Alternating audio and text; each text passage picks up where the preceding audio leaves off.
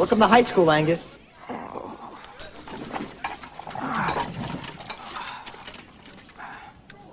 Good thing you're leaving. Still here, asshole! You push me down and I'll get right back up again! Again! And again! And again! And again!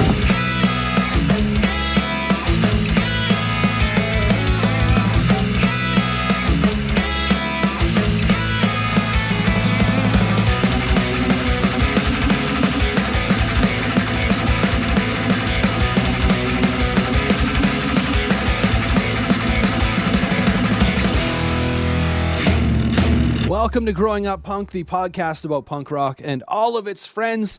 I am David, and this time we've got a friend on the show. It's another interview. This time we're actually chatting with Nick Diener, formerly of the Swellers. He was the guy behind, he was your lead vocalist of the Swellers, played guitar in the Swellers. This comes out, of course, of the podcast that we just released, the episode we just released where we talked about their album, Good For Me. Before we get into the interview, I want to share our social media stuff. You can find us on Twitter at Growing Punk Pod, and you can find us on Instagram at Growing Up Punk, and you'll find our links to our personal social media accounts there as well. So, yes, we're going to chat. I'm going to chat with Nick Diener of the Swellers, specifically about the song The Best I Ever Had. This is kind of a different interview from what you typically hear on the show. We're not going to cover, the entire lifespan sort of deal of a band. We're going to talk specifically about the story behind one song. So we're going to do that in a moment, but first, let's listen to the song. It's The Best I Ever Had by the Swellers. Yeah, I am actually rolling right now. That's like what the cool podcasters do, right? Right, I know. They're just rolling from the beginning. It's like, oh, are we recording? It's like, Yeah. oh yeah, we're always recording, man. Yeah, that's the best way to do it. Then the number of gems that you get with just people acting stupid when they think they're just checking their mics when you're actually recording is fantastic. Oh yeah, that's a really good skill to like develop in the studio, is like tricking people. It's like, this isn't the real one, just do whatever, and then it's like, got you. I got that magic take. Yeah, that sounds about right. Okay, well, I thought this would be fun. So I was just editing. We just recorded an episode the other day where we talked about specifically the album More Betterness by No Use for a Name, which is why Aaron originally reached out to you to kind of get some comments on that. Because I guess he had heard somewhere that you guys were heavily influenced by No Use for a Name, and that's why then your guys' album kind of got brought into this to discuss as well. So, and as I was editing the episode, there's a spot in the episode where we talk specifically about the song The Best I Ever Had, and there were just some things about this song that I was like, oh man, if only I could find answers on this. Right. So I was like, why not just reach out and see if we can just get some answers on it. So I don't know if you're down to chat for a little bit about kind of like, working the way through the song, because it tells a pretty concise story. And I guess I just wanted to know some of these things, like if they're actually, autobiographical from your life, or, if it was more just kind of trying to tell a story in a song for the sake of telling a story. Right. Yeah. I think for that song, it was definitely a mix of both. Yeah. And what's weird is when people, ask like the main influence for that song, whether it's a band or the way I tell the story, it honestly came from Meatloaf, Bad Outta Hell 2. So, and I know that sounds really strange, but there was a song called Objects in the Rearview Mirror May Appear Closer Than They Are. Right. And it's basically a 3-part, almost, a lot of Meatloaf stuff was, it's written by Jim Steinman, and it has a very like musical sort of like first act, second act. Yeah. And that one was about like his childhood friend that died, and then the second one was about like his abusive father, and then the third verse was about like the girl who got away that he never saw again. Right. And I was like, man, that is so cool. And the original version of the song, The Best I Ever had no big chorus, and it kind of just had like a segue hook into the next like verse or whatever. Yeah. And so when we brought that song to Bill Stevenson and Jason Livermore at the Blasting Room, who produced and engineered it, they were just like, this is the catchiest song on the record, but there is no actual chorus. Yeah. you need a chorus. And I was like, well, I mean, I kind of have a chorus, but I didn't really want to use it, just to kind of make the, and they're like, no, dude, like, what do you have? So I, took 5 minutes, and the chorus that it is today, I just kind of played it, and they were like, yeah, 100%, put that in the song. Now it's a song. Now it's your single. Now it's the best song on the record. And I was just like, all right, well, that's cool, I guess, like if, the dudes who produced all those great records over the years are saying this is the way, like, thanks for liking my song. That makes me stoked. I like it either way. So yeah, the first verse, it's kind of, as you can tell, it's like the journey of kind of discovering music, and then it really has that profound effect on you. And then, it moves into the second verse of like, okay, now I'm going to make this my life. Like I realize I can do that. And then, the third verse, it's kind of funny. It's kind of about being tired and done and just kind of reflecting, and pretty much Jack straight from that Meatloaf song. Like it's about that girl who lived down the street that taught you everything. And it's just kind of like, it almost doesn't have that much to do with the rest of the song, but it's kind of just, it ties in with the whole theme of the best I ever had. Like maybe it's not the best music you ever heard or the best time you ever had, but it was like the best relationship, the best feeling that you ever had. So it kind of I wanted to do that sort of 3-act sort of deal. And that's what it is now. And which is great, because it is when, as soon as you mention kind of like the Meatloaf inspiration, I'm like, okay, yeah, like it's clearly written in 3 acts. And so I guess just kind of some of the questions, like when I was discussing this song, so first and foremost, when I was discussing it with Aaron, who's on the show, I'd mentioned, this song is totally like a coming of age tale within a song. And so, it reminds me of, at different points, just even like some of my favorite, coming of age movies, as it were, that, watching when you're a teenager growing up, whatever, when they're super influential on you. And then I shared it with a friend, which is funny because like the song is a number of years old now, right? Like it's not like it's a new song, but when we came back to this record to talk about it, and this song came on, I was immediately taken back to the first time I heard the song, being like, oh right, this song absolutely destroys. Like it is so good. Thank you. And then just like through, as the song goes, just as you tell the story, kind of being like, I can place myself in every one of those, sort of situations. And so I shared it with another friend who, he's typically very much like, when people kind of get stuck and they just listen to the music that they listened to when they were, teenagers or whatever. And that's, they're not really much about experiencing new music. Oh, yeah, that's kind of me. Yeah, except for the new music that I go for is just super weird. But no, yeah, I totally relate to that though. I get stuck totally.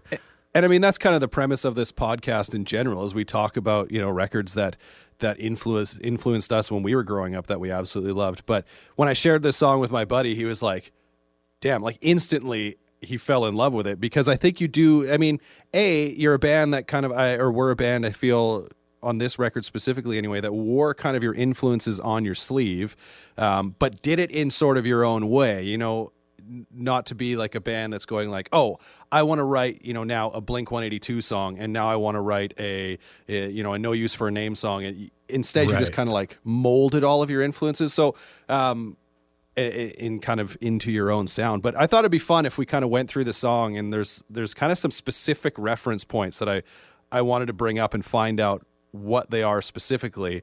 Yeah, sure. Lay it on me. Yeah. So first and foremost, the very first 2 lines of the song, or I guess maybe 3 lines, are speaking about a song, and it comes across as a song in particular. Are you writing about a song there that kind of like opened your eyes to the world of music, or is it more just kind of a general statement about discovering music? I think that might have been more of like a general kind of thing.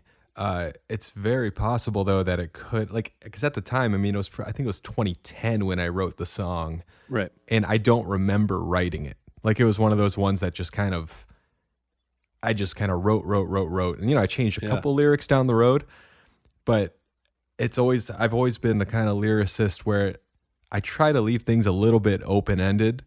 And honestly, this song, I think, the kind of like the first or second verse, they might be the most specific lyrics that I've actually ever written, which is, saying like different dates and different locations and things like that. But I want to say it was probably just something that I heard on the radio or saw on MTV when I was like, 5 years old. Because I remember being 5 or 6 and just being like, oh man, this music thing is really powerful. This is taking a hold of me. So yeah, it kind of has to do with that time.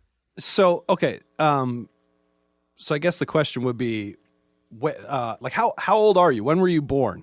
I was born in 87. 87. So okay. So 30, going to be 33 at the end of February. Yeah. Okay. So you're a couple years younger than me. I just wanted to kind of see where this kind of falls in sort of when I was growing up. So we're pretty close. And I also got started super early. Yeah. So, well, when you say, yeah.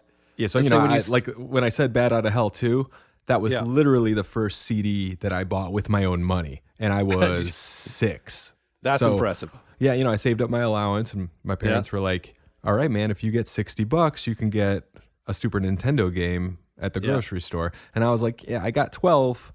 I want to go to that, whatever. It was like a Red Roof record store, some one-off place. And I went up to the guy. I still remember what he looked like. And I was like, I need that Meatloaf CD. And he was like, what?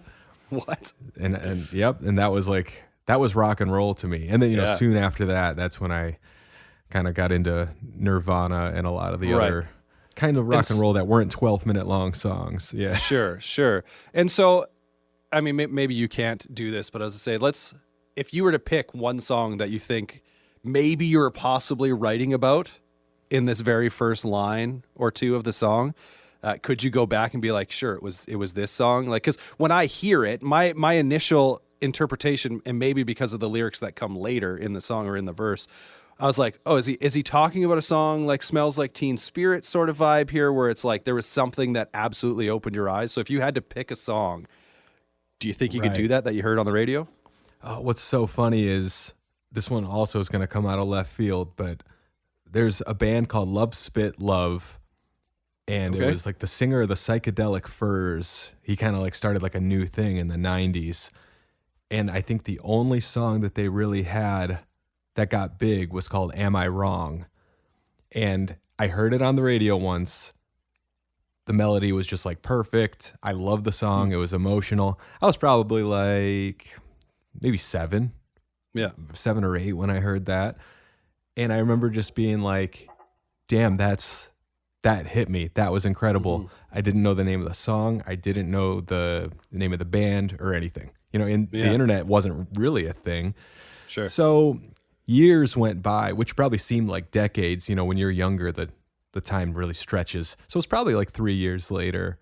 I heard the song again on the radio, like years later, and I had like given up. I was like, I'm never going to hear that song again. Boom, I heard it, and I like freaked out, and I told everybody in the car. I was like a little kid, and I was like, everybody shut up. I need to listen to these words because I need to type this into the computer and find out what this is. So I did. And yeah, it was a song, Am I Wrong by Love Spit Love. And what's really weird is that I had rented that movie Angus like 1,000 times. Yeah. And it's the song in the very opening sequence of that movie. Oh, amazing. But I wasn't paying attention. I might have even fast forwarded the intro because that's like what you did when you were little. But straight up, like, and also that version of the song has like this marching band going on in the background. It's like a high school football game, but it sounds awesome. Really great arrangement. So that one, I just remember there's a couple songs where like I was on a journey to find out what they were. And another one, it's so strange. It's from that movie, Angus, and it was the song JAR by Green Day. And I heard it in the trailer for the movie, and I just kind of heard it around. And you know how they had listening stations for CDs back in the day? Yeah. I listened to every single Green Day CD I could, like song by song by song. And back then, there's probably only like 4, even like the really old ones. And I didn't understand that some things were like soundtrack only. Sure, so I was destined to never find it. And then one day, internet pops up. I look up that soundtrack, there it is, and I was like, oh my God, after all these years, I could have just bought the soundtrack and had two of my, favorite songs of all time. Not to mention, there's a bunch of other insanely good songs on the Angus soundtrack. Like, I think it's one of the best compilations just ever. I'm going to have to look it up. Yeah. Oh my God. It has like Weezer, it has the Muffs. Oh man. Yeah, there's something to do with like the producer of that movie. Might have been, I don't know why the name Rob Cavallo is coming to mind, but it's like, he was like a producer who worked with all those like kind of post-punk, punk indie bands in the 90s. Right. So he was working on the movie. So he was also like, cool, I'm putting all these great bands on the soundtrack. So it's kind of a nice little hack. When you mentioned Angus, I had to look it up. So, and seeing the artwork, I was like, oh yeah, I don't know if I ever saw this movie. I definitely recognize. Oh, it's like the most poster. 90s, like I'm coming gonna of have to age. look it up now. Yeah, and I can relate to it. It's about like the fat kid who doesn't fit in, and I was a chubby kid growing up, so I was just like, man, Angus is me. Like, screw all these jocks, man.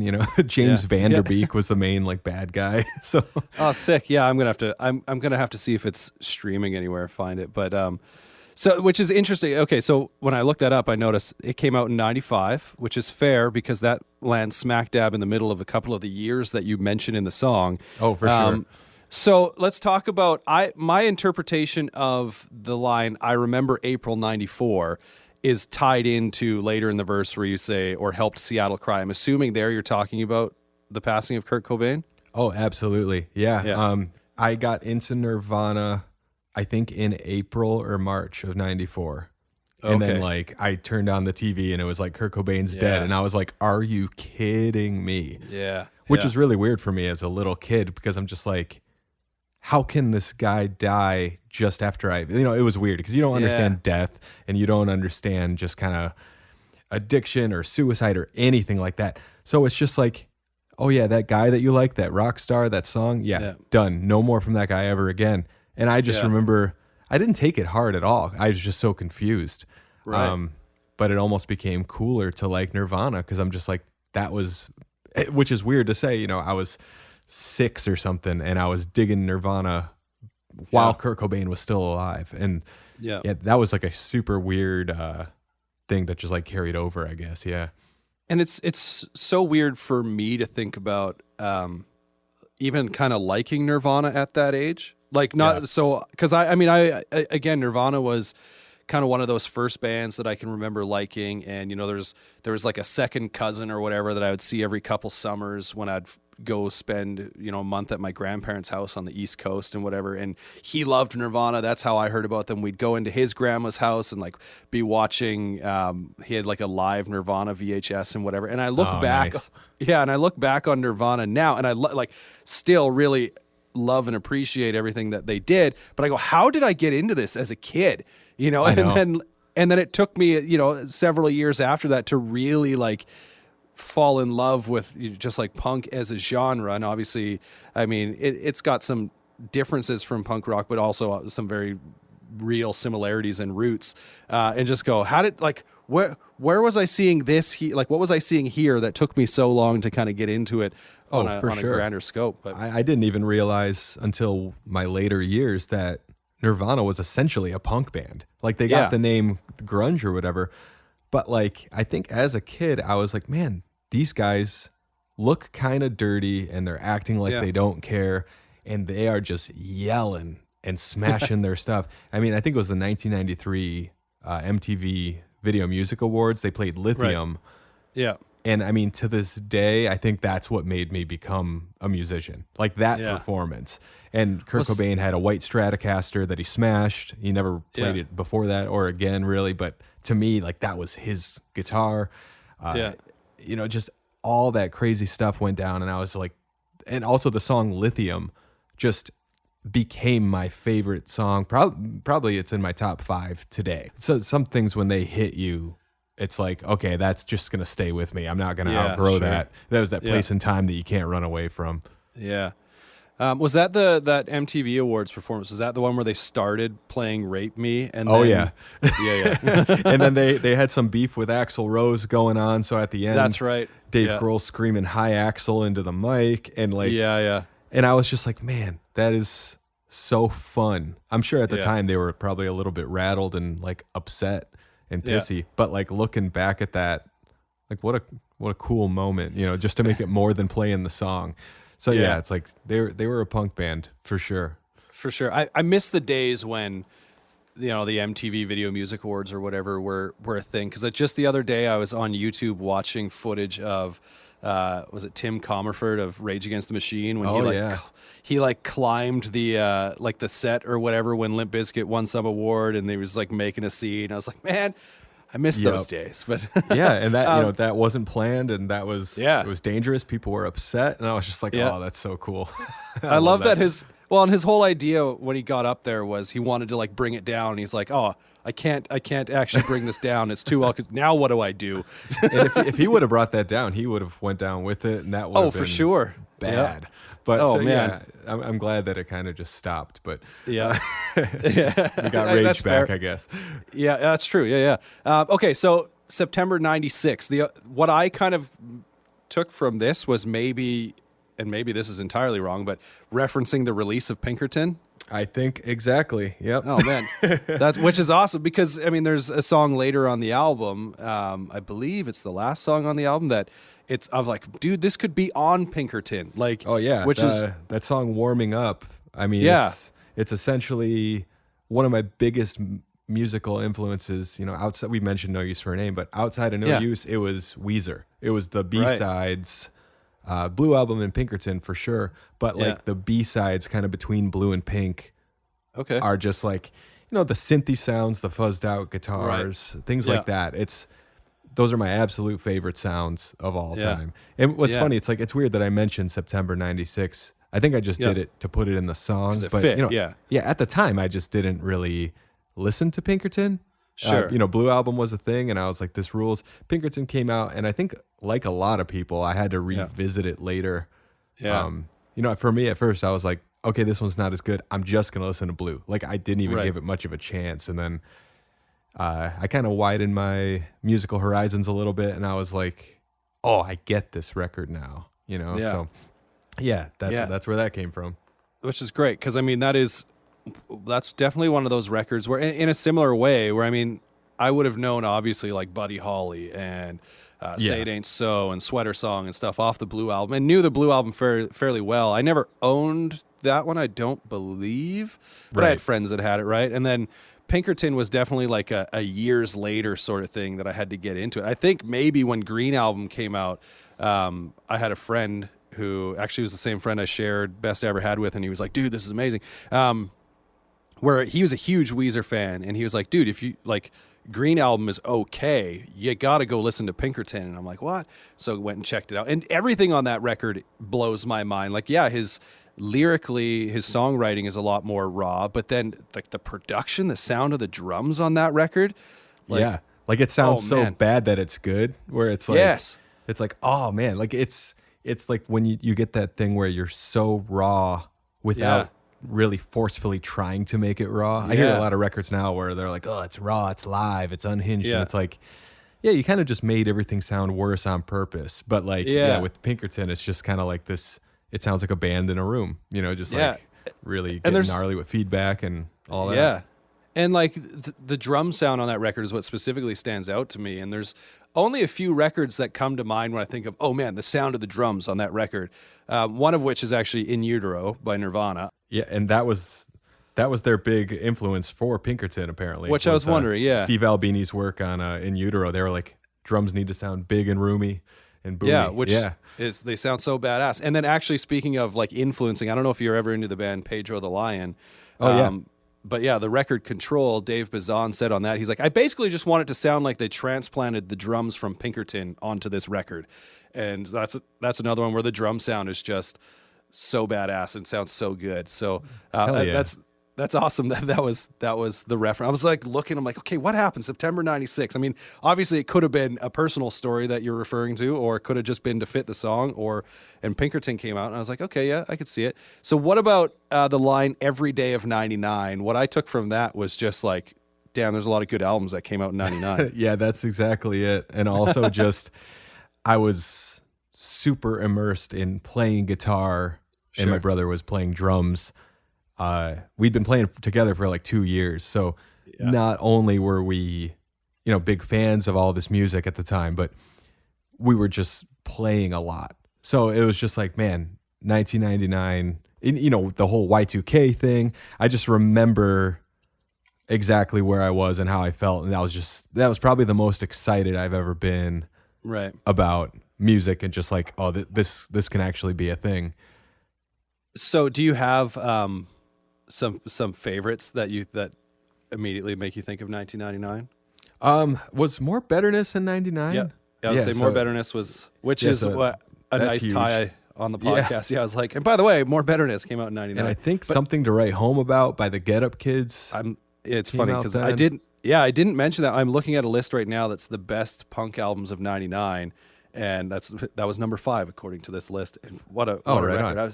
99 is a ridiculous year. Like, I mean, Yeah, it was kind of like stupid how many great Yeah, 'cause, records like- came out that year. A lot of people, they talk about 1994 being like the big punk rock one, where Right. a lot of it broke mainstream. And I mean, yeah, there were a ton of great records in 94. But yeah, 99 was just also this like, not only with punk rock, but just kind of like those kind of emo indie bands. yeah. Well, because And I don't know if Clarity by Jimmy World came out. it's amazing because I'm looking at this list, and as you say these records, that's what. Oh, I'm nice. looking at. So yes, Jimmy World Yeah. Clarity. Yeah, came like out. incredible, just Yeah. So yeah, there's all kinds of great records that came out, and yeah, I think it might have been in 2000 when a couple other great ones came out. Like, I mean, I love Rancid 2000 and Millencolin Pennybridge Pioneers. Those are like two of my favorites. I think there was like a Screeching Weasel record that came out that year that I loved. So yeah, like going into 2000, still to me there was just I must have just been in my prime for going to the record store and picking up, CDs and ordering stuff off of interpunk.com. That was like Classic. Yeah. yeah, it'd be like, for Christmas, my mom would be like, "What do you want?" And I'm just like, "Listen, just give me like $100 and I'm just going to buy Spend stuff it on online." music. And she'd be like, "They're going to steal your identity. We never buy stuff online," like whatever it was back then. I love it. Yeah, like that's. I'm sure I still have my grandparents. My parents, I think, are fine. My grandparents, I'm sure, are still like, they're just gonna steal your. That's not safe. Oh yeah, come on. to this day, like we'll get phone calls every now and then. They'll be like, "Watch out, it's a scam." It's like, okay, we're on Amazon.com. You just got to type in your credit card information. Yeah, It's like, yeah, you can trust it. yeah. Oh, but yeah, no, 99, such a good year. I was like looking at this list of records. Like Enema of the State came out in 99. Oh wow, yes, totally forgot yeah. about that. Yeah, Saves the Day Through Being Cool came out in 99. Like, it's unbelievable. Yeah, unrelated, but I think like Slipknot's record maybe, yeah. might have come out then, or it was 98, one of those. I just remember 99 was also huge. I think I was in 6th grade, and I remember Columbine happened that year. Yeah. So Yeah. not only was it like a bunch of great records were coming out, but there was some like a heavy lot stuff. there was controversy with all the music. So Yeah. it was like Yeah. 1999, Marilyn Manson became like the enemy of the world. Yeah. And Yeah. so it was kind of this huge, just, yeah. Yeah, It was, well, because 99 too. That was like Woodstock 99. So there's the whole Yeah. like Limp Bizkit stuff, and yeah, no, it's, right. what a time to be alive, man. Yeah, like 99 was actually kind of nuts. Like, I haven't really thought about that whole year in depth like this before, and I'm like, yeah, that Yeah, it's kind of gnarly. I mean, I'm lucky that I was like a little younger, and I wasn't Right. out in that world really. Yeah.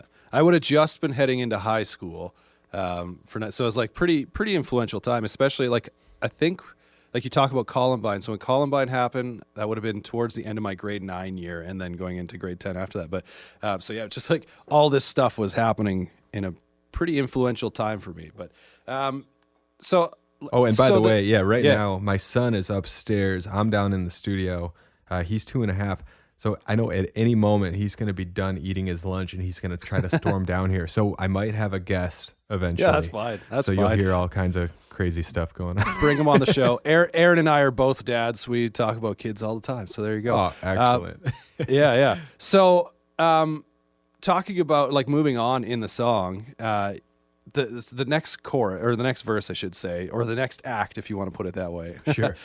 You talk about like having that conversation with your mom and dad, and just I'm immediately taken to the scene. Did you ever see the movie SLC Punk?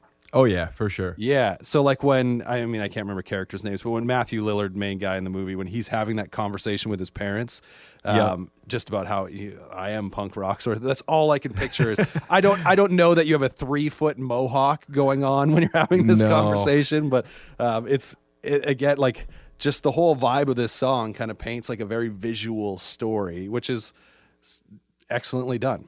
No, thank you. Yeah, like for me in real life, the conversation wasn't hostile or anything like that. Yeah. My parents were like super, super supportive. So when I got done with high school and then I went to college for like a half a year, and then I already knew that I was going to be done when my brother graduated high school, and we were going to tour just as much as we could. So, our parents were just kind of like, well, you have the opportunity.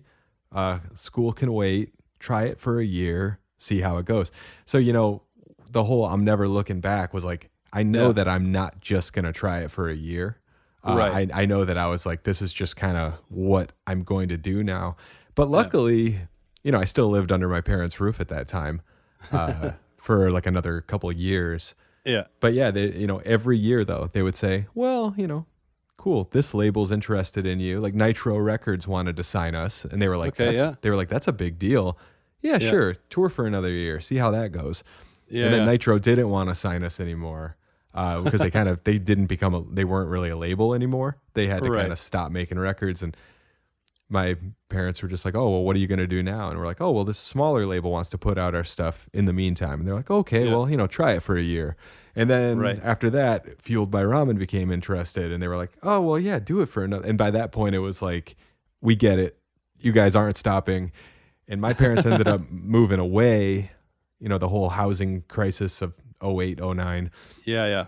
Dad lost his job. They moved down south. We wrote a record, with like a lot of stuff about that, ups and downsizing. The record before, Good For Me. Yeah, so that was like a huge learning experience, being in a full-time touring band, living in Flint, Michigan, with no parental support anymore. And luckily that happened right around the same time when things started, getting busy for us. I don't want to say took off or got better, but we were so busy that it was just like, okay, we're just going to keep going, make enough money to pay the rent, and just, oh, there's my little dude. He's looking at me through the glass door. What did he have for lunch? Oh, man, I think he had some vegan corn dog bites. Nice. I think he had some string cheese and apparently a lot of ketchup. He's got a ton of ketchup on his face. You got ketchup on your face, dude? Yeah. Oh, cool. That's amazing. Yeah, I'm talking to somebody on the phone right now. Okay. Through the microphone. Here. Do you want to say hi? Hi. Hey, Whoa. Dude. What's your name? Everson. Everson? Yeah. Nice. Why do you smell like poop? Dad, you should know this answer. Let's see. Let's see oh, yeah. Well, we got a pooper, but that's all good. He'll just hang out. As long as he doesn't turn these compressor knobs, we should be good. There you go. Well, we won't keep you. I won't keep you for too much longer. I did want to ask, when you were talking about, like your parents and you mentioning the different labels, like how invested were they, I guess, in your band? Like, or was it just more like just through casual conversations, or like they didn't really have any idea what Nitro Records was or Fueled by Ramen or anything? I think like my dad had a lot of interest in the music business just because it was, exciting just to see what, oh my God. Yeah. My son is walking around with a drumstick, just hitting drums throughout the studio. It's awesome. I could see him through the glass right now because I'm in the control room. He's in the live room just jamming. If you couldn't tell, that's what I do now. I have a studio. I make records and stuff. But that's awesome. And apparently also stay-at-home dad when there's no daycare available. So we're just hanging out today. But yeah, my parents, we'd be able to relate to something. Like, so Nitro Records, I was like, The Offspring. They're like, you have their T-shirts when you were younger. I'm like, that guy. He has a plane. He has a private jet that he flies. He's made millions. He's sold millions of records. That guy, wants to put out our record. And then they'd be like, yeah. oh damn, we flew out to talk to him once. I had to miss one of my college exams because our plane got delayed, and I had to tell my teacher. She was like, there are no excuses, you cannot remake it. And I was like, I'm stuck in Los Angeles. And she's like, what? So I was able to retake it. Oh, now the doggies are down here. Cool. I was hoping your professor was going to say, there's no excuses, but can you please get me a signature from Dexter? Yeah, seriously. That might be an excuse. Yeah, I don't know. I think she was kind of this old philosophy teacher. She probably had no idea. If you weren't like Jean-Paul Sartre or something, she wouldn't care. Right. So I guess in the final verse, the final act of the song is that about someone in particular, or is it just kind of your way of closing the song kind of? Yeah, I think it was kind of just a general story. Luckily in my life, I'm married, I have a wonderful wife, and I am not upset that anyone got away from me. I definitely scored big and got a wonderful life, but there's nothing like that whole one that got away love story. And even if it's not the one that got away, it's just like, sometimes things change and you wonder what someone in your life is up to. Just like that influential person that kind of maybe showed you a thing or two. So that's kind of just, I just wanted to end with something like that. And, the music kind of breaks down and it gets a little sappy for a second. Yeah. Which, I mean, I absolutely love how, you start the song and end the song. We don't but in the beginning of the song and in the end of the song, you have that line, if everyone else heard this, they wouldn't be so sad. I was like, isn't that the way you feel about any like amazing song or album or artist or whatever that you hear? It's like, man, if everyone else could grasp onto this, it kind of just makes things disappear for a little bit, Yep, it's that, when you're in love, you want to tell the world, that kind of thing. And I'm a super impulsive person where if I get into something or onto something or I get an idea, I will find the closest person and tell them all about it, whether they care or not. Like right now I'm building guitar pedals. That's like one of my new hobbies. And, people are buying them for me, which is very cool. Awesome. But I'll turn to my wife and I'll just be like, can you believe you could wire a resistor from pole 1 to pole 2 of this potentiometer and it'll just act as a fixed ratio? And she's just like, I don't care. And I'm just like, okay, so I got to find my little support system for that. But so it's just like when you find out about punk rock, that's one of those things where you're like, I want to tell everybody about this music, but you're also like, I want to be the only one who knows what this is. Yeah. And we heard that about the Swellers sometimes. People would come to our shows alone. Yeah. And a lot of other bands, their fans would come to shows with a whole bunch of people, like a group of friends. And our fans, I think, tended to more be loners that kept the music to themselves, that it meant something to them, which is really cool. It's really powerful. It's not so great for ticket sales, but it was, it's one of those things. Like a lot of times we would see one person at a show. They wouldn't talk to anybody. They wouldn't even talk to us. They might buy a t-shirt and leave. Yeah. And it was just like, all right, so we kind of, I think we had a demographic of the people that, our music touched. And then I think then there were some people who like didn't get the memo and they thought we were like some summer party punk band and would like show up, with all their buddies getting wasted. And we're like, what? Like, what's going on? But of course, everybody and anybody was accepted at our shows. And we had like little kids. We had crazy, like kind of hardcore bros that were there. Yeah. And they would all kind of see each other and be like, wait, what? Like, what? Yeah. Like, I thought that it was all like people like me that liked this band. And so we kind of rode that center line. You could tell from our music, like we were this much poppy, we were this much fast, we were this much, whatever. So it was kind of tough for like the really punk kids to like us, and we were a little bit sweaty for the little kids to like. And so we were kind of stuck in that middle realm. Yeah. Well, and I think part of that plays into just like the sheer number of, I think, different influences that you can hear on, like you have the ability, I think, to like reach people in this scene and people in this scene and people in this scene, but at the same point, like kind of, some people will be like, oh, I like that song, but not so much maybe this song. Or, you talk about, people coming to the show and it's like, oh, a summer party band sort of thing. And it's like, oh, no, they're going to write songs that are going to make me think and going to make me feel. I don't want to feel right now, like that, that sort of stuff. But, that's incredible. Like, you guys kind of had a sound and a feel that was, there's a few bands I think that you kind of fit in with, but, all in all, it was definitely a bit of a different place, but one that I think has a lot of staying power at the same time. Oh, well, thank you. Appreciate that. So I just wanted to say like one thing before we kind of wrap up, and maybe it's just me looking into things, but I find it kind of funny and maybe a little bit ironic that you go on the album Good For Me from the track The Best I Ever Had to a song called Better Things where you're talking about moving on to better things. So I kind of like look at it going, it's great to like reflect on the past. I don't know if you intentionally connected these songs, but like to look back on the past and feel very warm and nostalgic and a lot of love for that time, but also to not get stuck in it, which is what I find kind of funny about the song The Best I Ever Had, because it's really easy to get stuck in it. And then you're like, sure.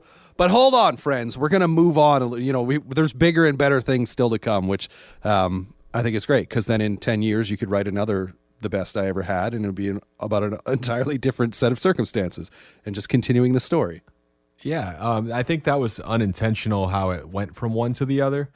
But yeah, it's definitely, it has that sentiment for sure. That is the message. It's kind of strange that it ended up being one after another. But yeah, we kind of joke around about that song because we sort of wrote it and we laughed and we're like, oh my God, it sounds like an iPhone commercial, like that little guitar riff. And then our label was super into that song. They were like, right, that demo, that's the one. Like, that's the single. Let's get that chorus real beefy, put it on the record. Yeah. Let's do something with it. So for like, the big shots at the label to be like this, this one, we were like, oh, and we didn't love the song. We were proud of it because it sounds good and it's fun. Yeah. Yeah. Especially recording it was fun. Sounds real big, almost like this beefed up Everclear song or something, or like a newer Weezer song. Yeah. And we put it out, and the label's like, "Cool, Best I Ever Had should be the single," and we were like, "Oh, cool, we like that song a lot more, so that's great." And then we were like, "Hey, so what about that? What about that Better Things song?" And they were like, "Yeah, how about that Best I Ever Had song?" And we were like, okay, yeah, sure. And, and that was probably the last time we really talked to the label about anything involving, our band. And we were kind of we weren't shelved, the record was out, but we just weren't really a priority. And that's when we actually asked to leave the label, which, you don't really, I guess smaller bands don't really do that. So they were like, wait, what?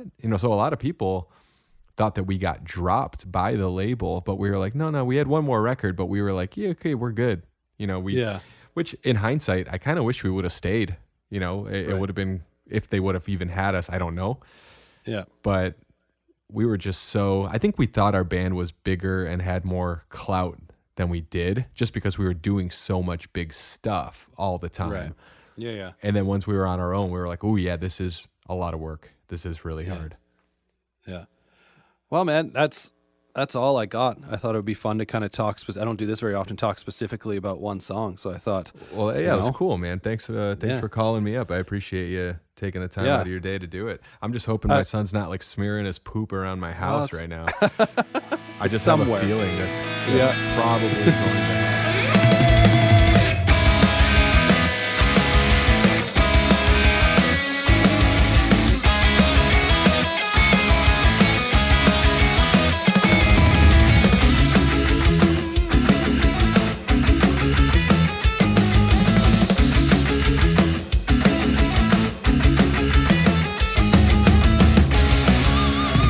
Superman isn't brave.